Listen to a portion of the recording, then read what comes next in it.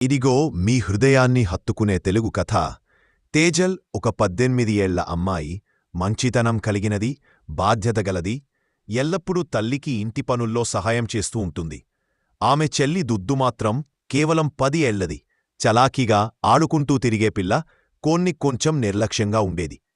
ఒక వెలిగే ఉదయం తేజల్ తన కాలేజ్ ఫేర్వెల్ కార్యక్రమానికి సిద్ధమవుతుంది.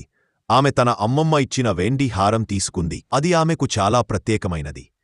ఆ హారాన్ని టేబుల్పై ఉంచి రెడ్డి అవుతూ ఉంది. అప్పుడే దుద్దు అక్కడికి వచ్చింది. మెరుస్తున్న వస్తువులు ఆమెకు చాలా ఇష్టం. ఆ హారాన్ని చూసి ఆనందంతో అనుకుంది, ఇంత అందంగా ఉంది, ఒక్కసారి వేసుకుని చూద్దాం అని వేసుకుని అద్దం ముందు తిరుగుతూ నవ్వింది. కాని అకస్మాత్తుగా ఆ హారం జారిపోయి మంచం కింద పడిపోయింది. దుద్దు దానిని గమనించలేదు. బయటకు వెళ్లి ఆడుకోవడానికి పరిగెత్తింది. తరువాత తేజల్ వచ్చి హారం కోసం చూసింది, కాని అది కనిపించలేదు. ఆమె ఇక్కడ అక్కడ వెతికింది. చివరికి అడిగింది, దుద్దు, నా హారం చూసావా?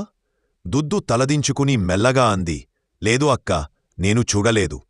తేజల్ కొంచెం బాధపడింది. కాని ఆమె దుద్దుపై కోపపడలేదు. పర్వాలేదు, బహుశా నేను ఎక్కడో పెట్టి మర్చిపోయి ఉండొచ్చు అని అంది. ఆ రాత్రి దుద్దుకు నిద్ర రాలేదు. ఆమెకు తన అబద్ధం గుర్తొచ్చి మనసు బాధపడింది. తరువాత ఉదయం ఆమె మంచం కింద వెతికి హారం కనుగొంది. తేజల్ దగ్గరికి పరువెత్తి వచ్చి అంది, అక్కా, నన్ను క్షమించు, నీ హారం నేను వేసుకున్నా, అది జారిపోయింది. నిన్న అబద్ధం చెప్పాను, దయచేసి క్షమించు. తేజల్ చిరునవ్వుతో ఆమెను కౌగిలించుకుంది. నిజం చెప్పినందుకు ధన్యవాదాలు దుద్దు, నేను కోపంగా లేను. నిజాయితీ చూపినందుకు నీపై నాకు గర్వంగా ఉంది.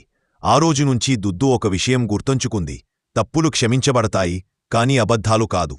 నీతి ఎప్పుడూ నిజం చెప్పాలి. నిజాయితీ మన సంబంధాలను బలపరుస్తుంది, మన హృదయాలను తేలికపరుస్తుంది. మా ఛానల్ చూసినందుకు ధన్యవాదాలు. దయచేసి లైక్ చేయండి, షేర్ చేయండి, సబ్స్క్రైబ్ చేసుకోండి.